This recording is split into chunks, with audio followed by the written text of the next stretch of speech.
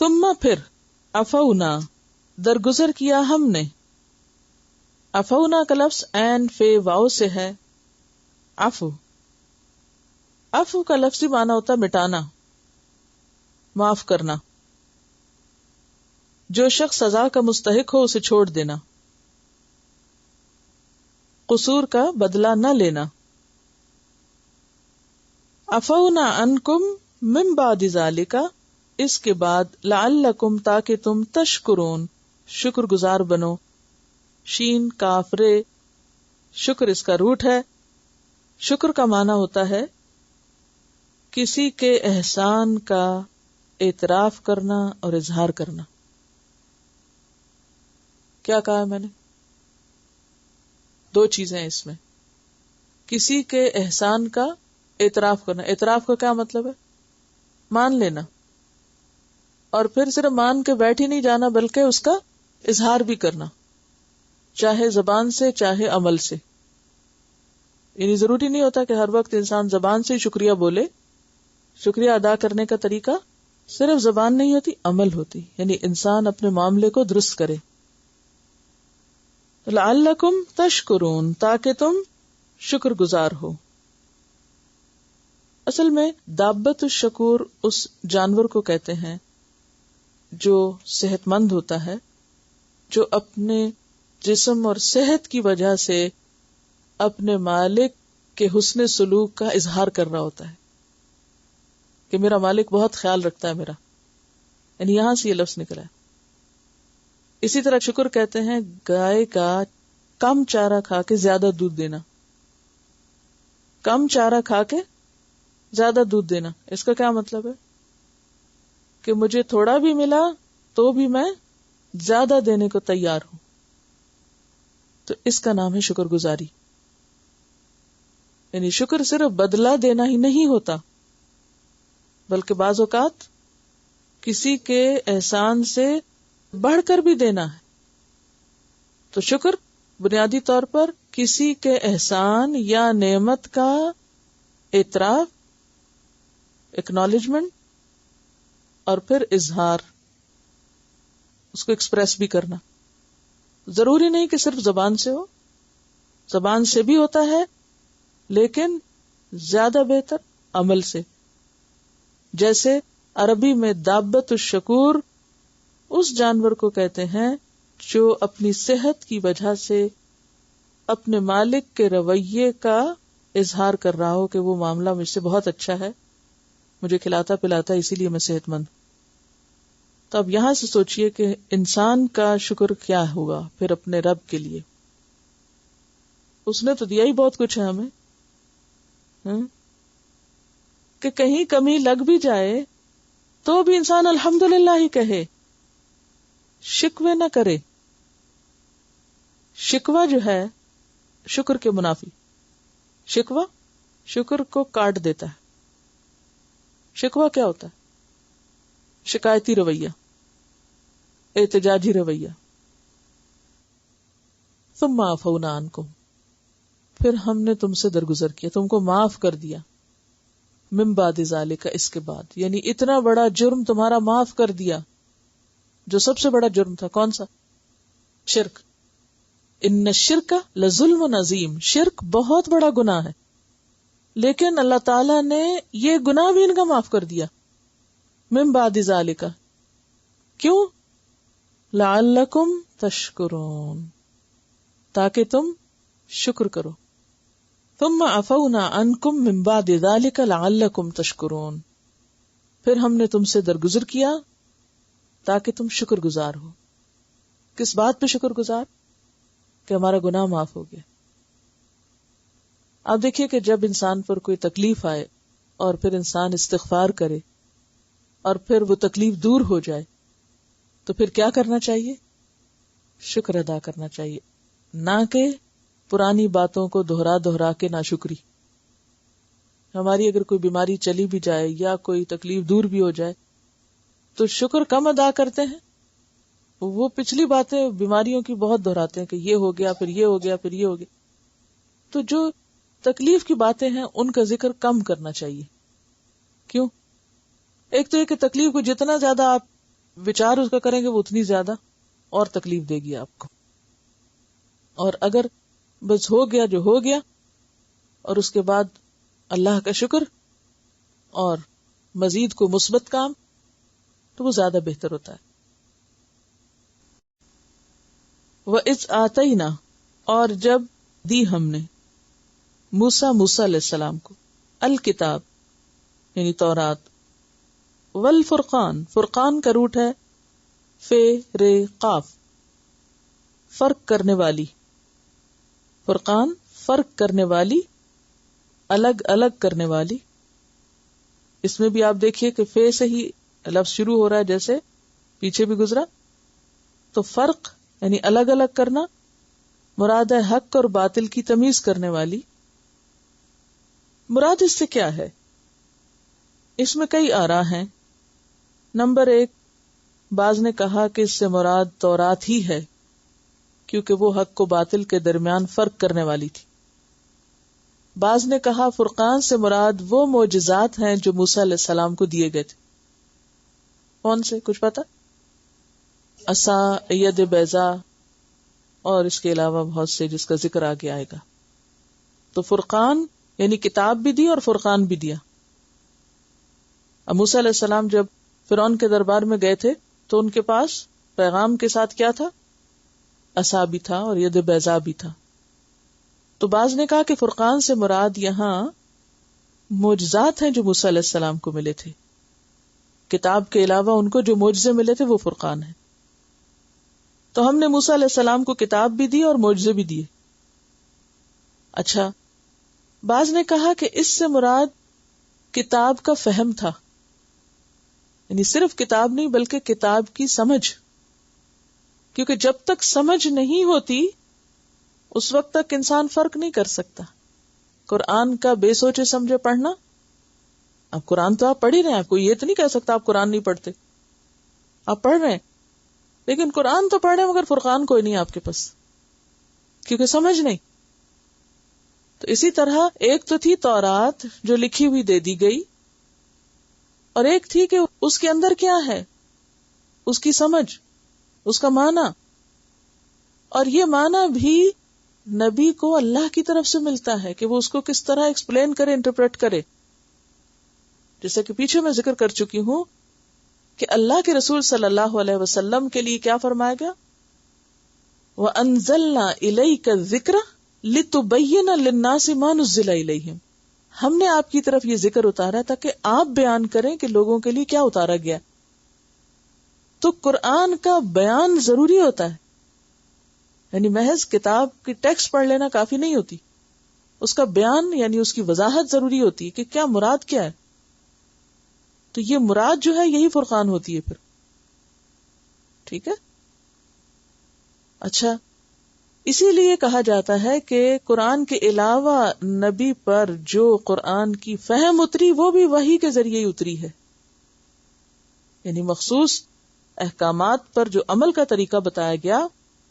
مثلا اقیم الصلاۃ، قرآن تو کہتا ہے اقیم الصلاۃ، نماز قائم کرو. کیسے کرو، کتنی پڑھو، کب پڑھو، یہ سب کچھ کس نے کر کے دکھایا؟ نبی صلی اللہ علیہ وسلم نے. یہ کیا تھا؟ سب کچھ قرآن کی تفسیر تھی، یہی بیان تھا. یعنی بیان صرف کرسی پہ بیٹھ کے تشریحات بولنا نہیں ہوتا. بیان کا مطلب اس کام کو کرنے کا طریقہ بھی بتانا کہ اس کو عمل میں کس طرح لایا جائے. ٹھیک ہے. تو نبی صلی اللہ علیہ وسلم پر صرف قرآن ہی نہیں اترا، قرآن کا بیان بھی اترا ہے. اب سوال یہ پیدا ہوتا ہے کہ بیان اسی کے اندر ہی لکھ دیا جاتا، قرآن تفسیر کے ساتھ ہی ہمیں دیا جاتا. اگر تفسیر کے ساتھ ملتا تو پھر کتنے والیوم میں ہوتا اور کتنے اس کو حفظ کر سکتے اور کتنا بھاری ہو جاتا. اور سورۃ القیامہ میں بھی آتا ہے نا، ان علینا جمعہ وقرآنہ ثم ان علینا بیانہ، کہ ہمارے ہی ذمہ ہے اس کو بیان کرنا. یعنی قرآن کا بیان بھی کس کے ذمہ ہے؟ یہ آیت کیوں کوٹ کی ہے میں نے؟ یعنی صرف قرآن نہیں اترا، اس کا بیان بھی اترا ہے. تو قرآن نبی صلی اللہ علیہ وسلم کی زندگی آپ کی سیرت، آپ کے عمل، آپ کے طریقے، آپ کی باتوں کے بغیر سمجھا ہی نہیں جا سکتا. اگر کوئی یہ کہے کہ میرے لیے صرف قرآن کافی ہے، ضرورت نہیں ہے مجھے حدیث کی یا آپ کی سیرت کی یا آپ کو جاننے کی، تو ایسا شخص قرآن بھی نہیں سمجھ سکتا. قرآن سمجھنے کے لیے صاحب قرآن کو سمجھنا ضروری ہے، کیونکہ نبی صلی اللہ علیہ وسلم پر جو قرآن اتر رہا تھا تو آپ کو یہ فکر ہوتی تھی کہ کہیں کوئی چیز رہ نہ جائے اور میں اس میں سے کچھ چھوڑ نہ دوں. تو آپ کیا کرتے تھے؟ جلدی جلدی پڑھنا شروع کر دیتے. اللہ تعالیٰ نے وہی روکی اور بیچ میں آپ کو سمجھایا کیا؟ لا تحرک به لسانک لتعجل به ان علینا جمعہ وقرآنہ فإذا قرأناہ فاتبع قرآنہ ثم ان علینا بیانہ. اب دیکھیے قیامت کی بات ہو رہی ہے، اتنا اہم موضوع بتایا جا رہا ہے، قیامت کے دن کی بات ہو رہی ہے کہ اس دن ہوگا کیا. بہت سخت آیتیں ہیں پیچھے. آیت نمبر 15 سے آگے 16 سے شروع ہوتی ہے یہ آیت جو میں نے ابھی پڑھی ہے. یعنی آپ دیکھیے کہ سورۃ القیامہ جو ہے یہ 29ویں پارے کی سورت ہے. اب 29ویں پارے میں قیامت کا بیان جاری ہے. آپ صلی اللہ علیہ وسلم وہی اخذ کر رہے ہیں، لے رہے ہیں کہ اتنے میں آپ اس کو تیز تیز پڑھنے لگتے ہیں. اصل موضوع روک دیا جاتا ہے اور کیا شروع کر دیا جاتا ہے؟ معاملے کی وضاحت یا جو تربیت ہے. اور کہا جاتا ہے لا تحرک به لسانک، ایسے نہیں لینا، جلدی نہیں کرنی، اپنی زبان کو حرکت نہ دیجیے. لتعجل به کہ تم اسے جلدی جلدی لے لو. ان علینا جمعہ، ہمارے ذمہ ہے اس کو جمع کرنا، کہیں نہیں جاتا، کچھ نہیں بھولے گا. وقرآنہ، اور اس کا پڑھوانا. فإذا قرأناہ، پھر جب ہم پڑھ رہے ہیں اس کو تو تمہارا کیا کام ہے؟ بولنا نہیں. فاتبع قرآنہ، اس کی ریڈنگ کو فالو کرو کہ کیا پڑھایا جا رہا ہے. ثم ان علینا بیانہ، پھر ہمارے ذمہ ہے اس کو بیان کرنا، ہم بتائیں گے کہ اس کا مطلب کیا ہے. یہ کر کے پھر موضوع شروع کیا کلا بل تحبون العاجلہ. یعنی بیچ میں آپ دیکھیے قرآن اتنے نیچرل انداز میں نازل ہوا ہے اور اس کو پڑھانے کا طریقہ بھی جب تک نیچرل نہ ہو. یعنی استاد کا کام صرف یہ نہیں کہ ٹیپ ریکارڈر آن ہو جائے اور پھر وہ آنکھیں بند کر کے کہ لوگ کیا کر رہے ہیں اور کیا نہیں کر رہے اور صرف بولتا چلا جائے. نہیں، یہ استاد کی ذمہ داری ہوتی ہے کہ وہ اس بات کو میک شور کرے کہ واقعی طالب علم پوری طرح لے رہے ہیں، ان کے لینے کا انداز درست ہے، اور پھر اس کو میک شور کرے کہ بات پوری پہنچائی جائے. ثم ان علینا بیانہ، اس کو پوری طرح واضح کر کے سمجھایا جائے. اس کے بغیر فرقان نہیں ملتا. قرآن تو مل جائے گا، فرقان نہیں ملے گا. تو اللہ تعالیٰ نے صرف قرآن نہیں اتارا، صرف کتاب نہیں اتاری، ساتھ اس کے فرقان بھی اتارا ہے. ٹھیک ہے، سمجھ آ گئی فرقان کی؟ تو ہم نے موسیٰ علیہ السلام کو کتاب دی اور فرقان دیا. لعلکم تہتدون، تاکہ تم ہدایت پا جاؤ. تو ہدایت کے لیے کیا ضروری ہے؟ فرقان. کتاب کے ساتھ فرقان ضروری ہے، اس کی سمجھ ضروری ہے. تو کتاب کے دیے جانے کا مقصد کیا تھا؟ ہدایت. جو معجزات ہیں وہ تو پہلے ملے تھے نا.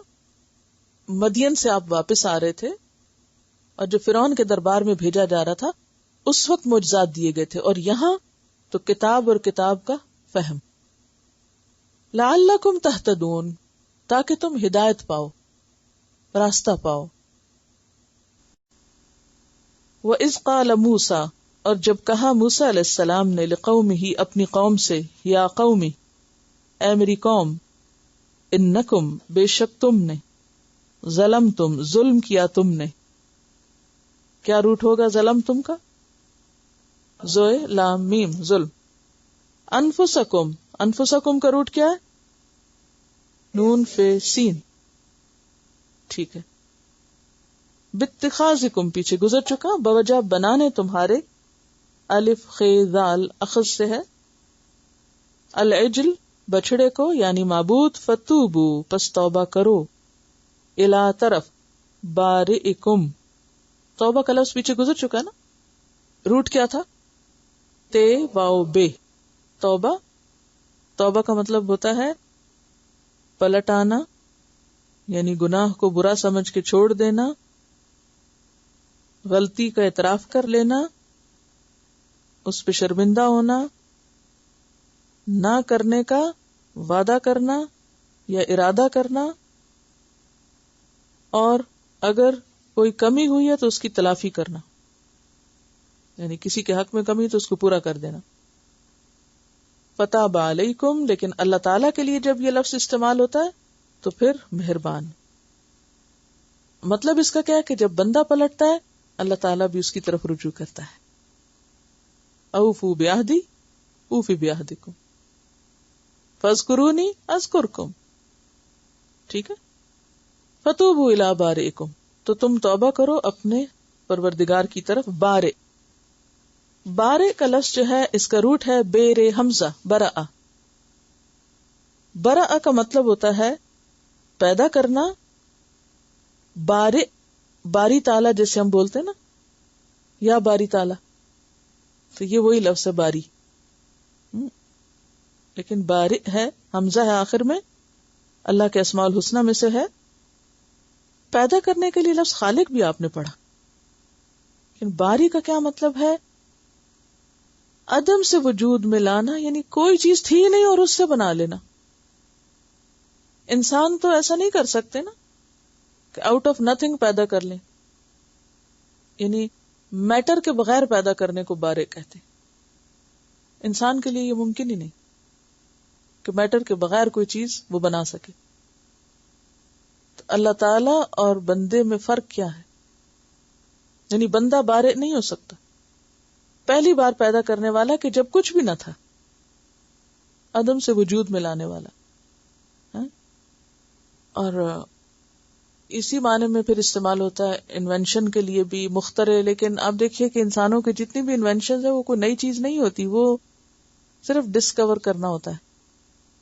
یعنی وہ تھی صحیح، بس اس کو ڈھونڈ لیا، نکال لیا. تو جو ڈھونڈنے والے ہیں، نکالنے والے ہیں، ان کو تو ہم بہت امپورٹنس دیتے ہیں، ان کی ہر بات ماننے کو تیار ہیں. جس نے اصل میں بنایا اس کی طرف توجہ ہی نہیں. بہرحال فتوبوا الی بارئکم فاقتلوا، پس قتل کرو. قاف تے لام روٹ ہے قتل. انفسکم ذالکم، یہ بات خیر لکم، بہتر ہے تمہارے لیے. عند بارئکم، تمہارے رب کے نزدیک. فتاب علیکم، پس وہ مہربان ہوا تم پر، پس وہ پلٹا تمہاری طرف. انہ هو التواب الرحیم، بے شک وہ بہت زیادہ توبہ قبول کرنے والا. تواب کا لفظ جو ہے یہ فعال کے وزن پر ہے، مبالغے کا صیغہ، یعنی توبہ قبول کرنے سے کبھی نہیں تھکتا. جتنی دفعہ مرضی کرو وہ نہیں تھکے گا، وہ اس سے عاجز نہیں آتا، وہ کرتا چلا جاتا ہے. ہم تھک جاتے ہیں توبہ کر کر کے، یا شرم آ جاتی ہے، لیکن وہ نہیں تھکتا، وہ عاجز نہیں آتا اس سے کہ وہ توبہ قبول کرتا چلا جائے، کرتا چلا جاتا ہے جتنی دفعہ بھی کرو گے. یعنی لفظوں پہ غور کرنا کتنا ضروری ہے. الرحیم، رحم فرمانے والا، ریح میم سے بار بار رحم فرمانے والا. وَإِذْ قَالَ مُوسَىٰ لِقَوْمِهِ، اور جب موسیٰ علیہ السلام نے اپنی قوم سے کہا، یا قوم، اے میری قوم، انکم ظلمتم انفسکم، بے شک تم نے اپنی جانوں پر ظلم کیا ہے. کیسے؟ باتخاذکم العجل، بچڑے کو معبود بنا کر. تو اب کیا کرو؟ فتوبوا الی بارئکم، اپنے رب کے حضور توبہ کرو، اپنے پیدا کرنے والے کے سامنے توبہ کرو. فاقتلوا انفسکم، اس توبہ میں ایک شرط یہ بھی شامل ہے کہ تمہیں مجرموں کو قتل کرنا پڑے گا. ذالکم خیر لکم، یہ تمہارے حق میں زیادہ بہتر ہے. عند بارئکم، تمہارے رب کے نزدیک. فتاب علیکم، تو وہ تم پر مہربان ہوا. انہ هو التواب الرحیم، بے شک وہ توبہ قبول کرنے والا مہربان ہے. اب یہاں پر آپ دیکھیے کہ بچڑا بنانے کے بعد ان لوگوں کو جنہوں نے بچڑے کو پوجا تھا ان کو قتل کرنے کا حکم دیا جا رہا ہے. موسیٰ علیہ السلام کے بعد قوم 3 حصوں میں بٹ گئی. ایک وہ لوگ تھے جنہوں نے بچڑا بنانے میں تعاون کیا اور اس عمل میں شریک رہے، پھر اس کو معبود بنا لیا، اس کو پوجا. دوسرے وہ تھے جنہوں نے اس کام سے روکا کہ یہ نہ کرو. تیسرے وہ تھے جو بالکل لا تعلق رہے، نہ انہوں نے روکا اور نہ ہی انہوں نے حصہ لیا. اب ہوا کیا کہ جنہوں نے حصہ نہیں لیا تھا اس کام میں، انہیں کہا گیا کہ تم انہیں مارو جنہوں نے شرک کیا تھا. اور یہ یاد رکھیے، یعنی توبہ کے مختلف درجے یا گناہوں کی جو معافی ہوتی ہے یہ مختلف درجوں پر ہوتی ہے. نمبر 1، کچھ گناہ ایسے ہوتے ہیں کہ جن کو نیکیاں مٹاتی جاتی. ان الحسنات یذہبن السیئات. یہ کون سے گناہ ہوتے ہیں؟ چھوٹے چھوٹے، یعنی بھول چوک، خطائیں. سب سے پہلے تو وضو آپ کے گناہوں کو دھونے کا سبب بنتا ہے، پھر آپ کی نماز باقی حصے کو مٹا دیتی. لیکن کچھ گناہ ایسے ہوتے ہیں کہ اس کے لیے بذات خود توبہ کرنی پڑتی ہے، معافی مانگنی پڑتی ہے کہ یا رب تو مجھے معاف کر دے. یعنی بعض قصور اتنے سنگین ہوتے ہیں کہ ان کے لیے معافی مانگنی پڑتی ہے، تو وہ مانگنے سے معاف ہوتے ہیں. اور اس کے لیے حکم بھی دیا گیا ہے کہ تم توبہ کرو. حدیث میں آتا ہے، صحیح مسلم کی حدیث ہے، ان اللہ یبسط یدہ باللیل لیتوب مسیء النہار ویبسط یدہ بالنہار لیتوب مسیء اللیل. اللہ تعالی رات کو اپنا ہاتھ پھیلاتا ہے، یعنی بندوں کی طرف، تاکہ دن کا گناہگار توبہ کر لے، اور دن کو اپنا ہاتھ پھیلاتا ہے تاکہ رات کا گناہگار توبہ کر لے. حتی تطلع الشمس من مغربها، یہاں تک کہ سورج مغرب سے طلوع ہو جائے. جس دن سورج مغرب سے نکل آیا اس دن یہ کام ختم ہو جائے گا، پھر توبہ نہیں قبول ہوگی. تو گناہ ہوتے ہی پتہ چل جائے، احساس ہو جائے تو فوراً توبہ کرنی چاہیے. رات کو تو دن کو کر لینی چاہیے، دن کو تو رات کو کر لینا چاہیے، ڈیلے نہیں کرنا چاہیے کہ کوئی پتہ نہیں کہ خود کب ختم ہو جائے.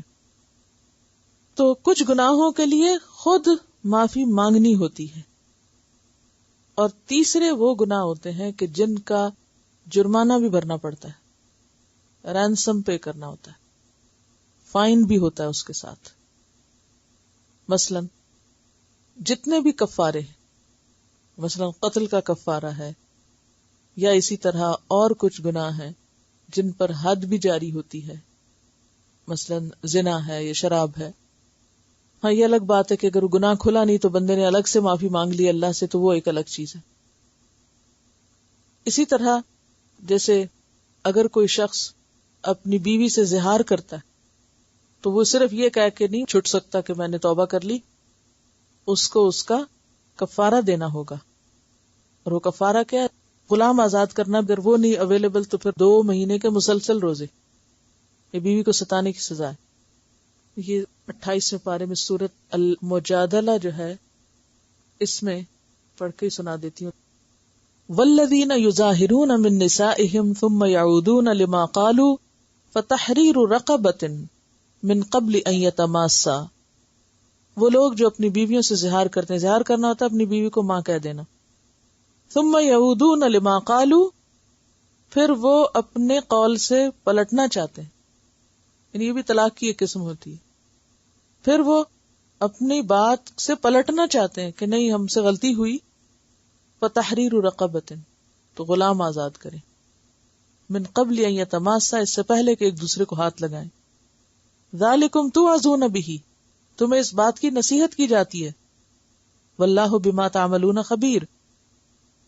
فمن لم یجد فصیام شہرین متتابعین، جس کو غلام نہ ملے آزاد کرنے کو، وہ 2 مہینے کے مسلسل روزے رکھے، کنٹینیوس، ایٹ اے اسٹریچ، من قبل ان یتماسا. فمن لم یستطع، جو یہ نہ کر سکے، فاطعام 60 مسکینا، 60 مسکینوں کو کھانا کھلائے. ذالک لتؤمنوا باللہ ورسولہ، یہ اس لیے کہ تم اللہ اور اس کے رسول پر ایمان لاؤ، یہ ایمان کا تقاضا ہے. وتلک حدود اللہ، اور یہ اللہ کی حدود ہیں. وللکافرین، اور انکار کرنے والوں کے لیے عذاب علیم، دردناک عذاب ہے. تو اس سے کیا پتہ چلتا ہے کہ کچھ قول ایسے ہیں یا کچھ باتیں ایون ایسی ہیں یا کچھ کام ایسے ہیں کہ ان سے توبہ کرتے وقت انسان کو کفارہ بھی دینا پڑتا ہے. اور یہاں شرک کے گناہ کی معافی کے لیے بنی اسرائیل کو کیا حکم دیا گیا تھا کہ اپنی جانوں کو قتل کرو. اب اپنی جانوں سے کیا مراد ہے؟ بعض نے اس سے مانا لیا خودکشی کرو، تو یہ تو حکم نہیں ہے، خودکشی نہیں ہے. دوسرا مانا کیا ہے کہ اپنے ہی لوگوں کو قتل کرو. تو کون کس کو کرے؟ تو اس کے لیے کہا گیا، ایک کہا گیا ایک دوسرے کو مارے، تب ایک دوسرے کو جس نے جرم ہی نہیں کیا اس کو کیوں مارا جائے؟ تو اس میں جو دوسری رائے ہے کہ جس نے روکا نہیں تھا وہ مارے اس کو جس نے غلط کام کیا تھا. تو اس طرح ان کی معافی ہوئی. انہ هو التواب الرحیم، بے شک وہ بہت توبہ قبول کرنے والا مہربان ہے. وَإِذْ قُلْتُمْ، اور جب کہا تم نے، یا موسیٰ، اے موسیٰ، لن نؤمن لک، ہم ہرگز نہیں ایمان لائیں گے تیرے لیے، حتیٰ یہاں تک کہ نرا، ہم دیکھ لیں. نرا کا روٹ کیا ہے؟ رآ. رآ مانا ہوتا دیکھنا. اللہ، اللہ تعالیٰ کو، جہرتن، سامنے، جہرتن جے ہے رے جہر، کوئی کام اس طرح کرنا کہ دوسروں کو اس کا پتہ چل جائے، ظاہری طور پہ کرنا. فأخذتکم، تو پکڑ لیا تم کو، الصاعقۃ، صاعقہ کیا روٹ ہے؟ صاد عین قاف، صاعقہ. صاعقہ کا مطلب کیا ہے؟ بیسیکلی گرج اور کڑک کا مجموعہ صاعقہ ہوتا ہے. زوردار چیخ کے لیے بھی لفظ استعمال ہوتا ہے، زور کی چیخ کے لیے بھی صاعقہ کا لفظ استعمال ہوتا ہے. گرج، کڑک کا مجموعہ اور زوردار چیخ. تو پکڑ لیا تم کو کڑک نے، پکڑ لیا تم کو چیخ نے. وَأَنْتُمْ تَنْظُرُونَ، اور تم دیکھ رہے تھے. وَإِذْ قُلْتُمْ يَا مُوسَىٰ، اور جب کہا تم نے، اے موسیٰ، لن نؤمن لک، ہم نہیں تیری بات کا اعتبار کریں گے، ہم نہیں تمہیں مانیں گے، حتی نر اللہ جہرتن، یہاں تک کہ ہم خود اللہ کو دیکھیں سامنے. اب یہ کب ہوا تھا اور کس نے کہا تھا؟ ہوا یہ تھا کہ جب قوم نے شرک کیا تو موسیٰ علیہ السلام قوم کے 70 نمائندے لے کر کوہ طور پر دوبارہ گئے اللہ تعالیٰ سے معافی مانگنے کے لیے. جب وہاں پہنچے تو پھر بگڑ بیٹھے، کہنے لگے ہم بھی دیکھنا چاہتے ہیں اللہ کو، ہم اللہ کو دیکھیں گے تو پھر ہم مانیں گے، ہم تیری بات کا اعتبار نہیں کر سکتے.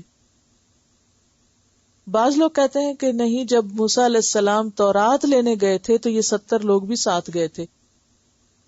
موسیٰ علیہ السلام تو پہاڑ کے اوپر تھے، یہ نیچے تھے. جب موسیٰ علیہ السلام اوپر سے تورات لے کر اترے تو انہوں نے کہا یہ اللہ تعالیٰ نے مجھ پر کتاب اتاری ہے اور یہ کتاب ہے. کہنے لگے نہیں، ہم تو نہیں مانتے کہ یہ تمہیں اللہ کی طرف سے ملی ہے، ہمیں اللہ تعالیٰ کو سامنے دکھاؤ. حتی نر اللہ جہرتن، ہم اللہ کو سامنے دیکھنا چاہتے ہیں.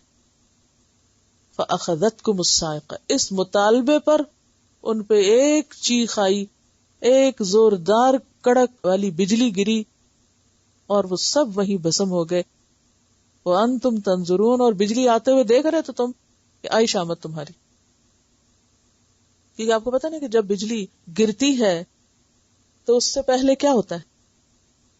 اگر آپ نے کبھی غور سے دیکھا ہو، لائٹننگ ہوتی ہے، لائٹننگ ہوتی ہے اور اس کے کچھ سیکنڈز کے بعد یوں لگتا ہے لائٹنگ ہو کے لگتا ہے خاموشی ہوگی، نہیں، اچانک نیچے گرتی ہے بجلی.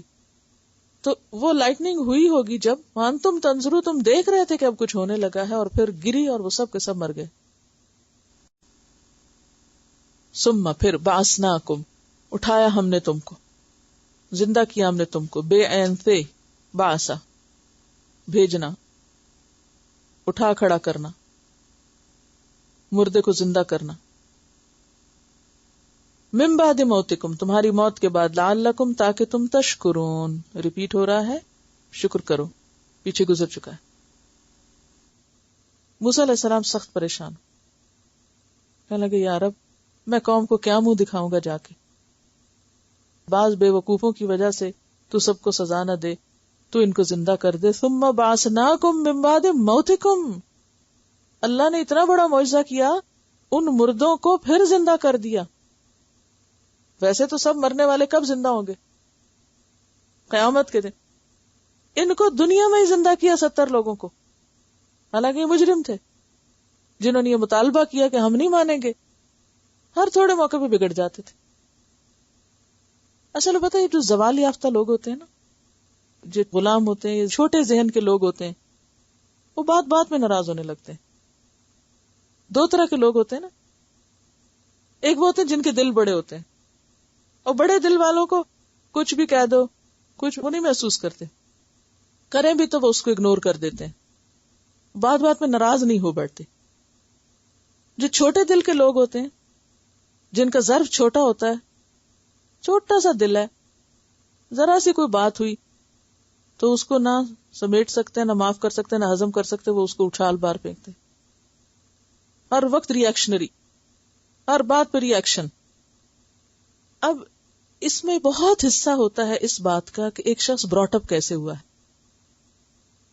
یہ بنی اسرائیل جہاں براٹ اپ ہوئے تھے نا، اور جس حالت میں تھے اور جس کنڈیشن میں تھے، یہ اس کا اثر تھا ان پہ۔ غلامی میں زندگی گزاری تھی، مزدور طبقہ تھا، تو مزدور طبقے کے حالات کیا تھے؟ بات بات میں آپے سے بات، ادھر مان رہے ہیں، اتنا بڑا معجزہ دیکھ کے آنکھوں کے سامنے وہ سمندر کا پھٹنا اور نجات پانا اور دشمن سے نکلنا، ادھر آ کے پھر خدا کو بھول گئے جس نے یہ سب کچھ دیا، بچڑے کو معبود بنا بیٹھے۔ ادھر کہتے ہیں ہاں موسیٰ تجھ کو مانتے، تو ہمیں نجات دلا، اور ادھر موسیٰ علیہ السلام تورات لے کر آتے، کہتے ہیں ہم نہیں مانیں گے، ہم نے بھی دیکھنا رب۔ یعنی عجیب قوم۔ اور عموماً جب قوموں پہ زوال آتا ہے نا تو ان کے ایسے اخلاق ہو جاتے، پھر ان کے اندر نہ گہری سوچ رہتی ہے، نہ بڑا دل اور نہ بڑا ظرف ہوتا ہے، وہ ریئیکشنری ہو جاتے ہیں، ریئیکشنری، سمجھ رہے؟ جیسے آج کل مسلمانوں کا حال، کوئی معاملہ ہو، کوئی مسئلہ ہو، کوئی مشکل ہو تو سوچتے سمجھتے کم ہے، ٹھنڈے دل دماغ سے اس کو حل کرنے کی بجائے اس وقت بحیثیت امت ہمارا حال کیا ہے؟ ہر چیز میں ایجیٹیشن، ہر چیز میں ریئیکشن، ہر چیز میں چھوٹی چھوٹی باتوں پہ آپے سے باہر، ایک مزاج بن گیا مسلمانوں کا۔ اور آپ دیکھ رہے ہیں کہ ان ریئیکشن سے کیا مسئلہ حل ہوتا ہے، ایجیٹیشن سے کتنے مسائل حل ہو جاتے ہیں، ہارڈلی کچھ حاصل ہوتا ہے، الٹا اور امیج خراب ہوتا ہے، اور امیج خراب ہوتا ہے۔ تو بنی اسرائیل بھی بات بات پہ ایک نیا مطالبہ، پل میں کچھ، پل میں کچھ، کیونکہ یہ ساری چیزیں آتی ہیں علم سے، اچھی صحبت سے، اچھی تربیت سے۔ تو یہاں وہ چیز تو کوئی تھی نہیں، ابھی تو تورات مل رہی تھی، اور تورات ملتے ہی یہ مطالبہ کر بیٹھے، پھر بھی اللہ تعالیٰ نے ان سے درگزر کیا، پھر ان کو اٹھایا۔ اب یہ کوئی چھوٹی بات تھی کہ مرنے کے بعد کوئی اٹھے؟ کبھی اور ہوا دنیا میں کہیں کہ اس طرح کسی پہ احسان ہو؟ کتنے مرنے والوں پہ لوگ کتنا روتے ہیں کہ یا اللہ ان کو تو زندہ کر دے، لیکن ان کے ساتھ اللہ نے یہ احسان بھی کیا، لعلکم تشکرون، تاکہ تم شکر ادا کرو۔